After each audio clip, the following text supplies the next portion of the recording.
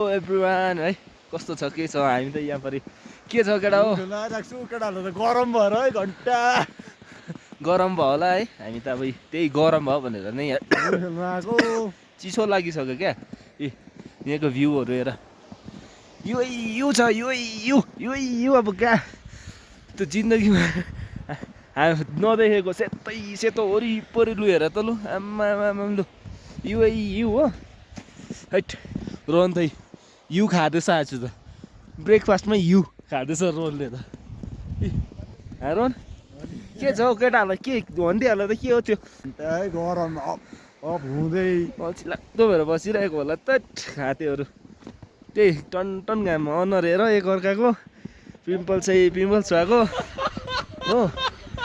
कटौट जस्तो अनुहार बोक चन्द्रमा पनि ताक हुन्छ भन्दै बस अन्त घन्टा के हो च्या आउन हौ यसरी हामी त दुई भाइ मात्रै आइपुगेको दुई भाइ तलको सिन